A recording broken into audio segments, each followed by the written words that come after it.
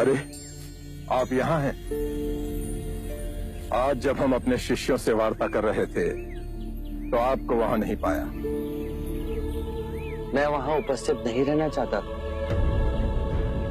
क्यों?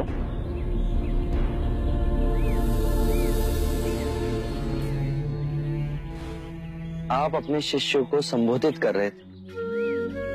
यदि स्वाभाविक कोई प्रश्न मेरे मन में जागता तो आपके शिष्यों के सामने उसे पूछना आपको दुविधा में डाल सकता था। परंतु यहाँ तो एकांत है। अब हम वार्ता कर सकते हैं। कृपा करें, आप दुख के संबंध में कुछ कह रहे थे।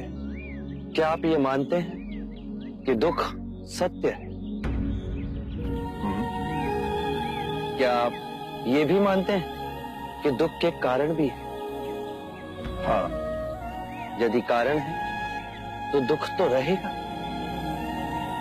और यदि कारण ही समाप्त हो जाए तो दुख भी लुप्त हो जाएगा, जैसे सूर्य के प्रकाश से अंधेरा। आप सुनी सुनाई बातें नहीं कहते, अपने गहन अनुभव के आधार पर कहते हैं। आप धर्म और सिद्धांत की नहीं, देखी हुई बातें कहते हैं। आपने कहा कि मुक्ति का मार्ग है अपने विवेक को जगाना और गूढ़ ध्यान में लिप्त हो जाना, जिससे मनुष्य स्वयं को और इस संसार को भली भांति समझ सकता है। परंतु एक प्रश्न है, ये जो सारी विधियां हैं, रीतियां हैं, पूजा पाठ हैं, क्या ये सब व्यर्थ है?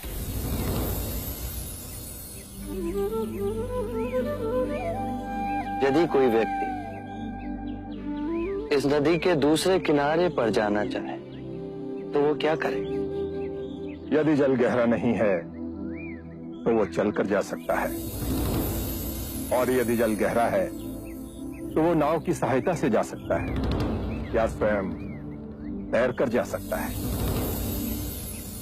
यदि वो चलना ना चाहे और ना ही तैरने को तैयार हो और ना ही नाव ले जाने को तैयार हो, और वो कहे कि मैं प्रार्थना करता हूं इस नदी का दूसरा किनारा स्वयं चलकर मेरे पास आ जाए, तब तो ऐसे व्यक्ति को मूर्ख कहेंगे, महामूर्ख।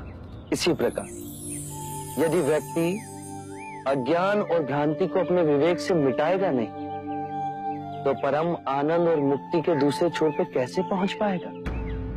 चाहे वो पूजा करे या अनुष्ठान या व्रत करे या किसी नीति पर चले, वो इस किनारे ही रहेगा। हमने सारे शास्त्रों को पढ़ा, उन पर व्याख्या की, परंतु जीवन के इतने जटिल सत्य को इतनी सरलता से किसी ने नहीं समझाया, किसी ने नहीं समझाया। आप इस भटकती मानवता को परम ज्ञान का मार्ग दिखाएंगे। आप करुणा के सागर हो। हे बुद्ध, आप हमें अपना अनुयायी स्वीकार करें। बुद्धं शरणं गच्छामि।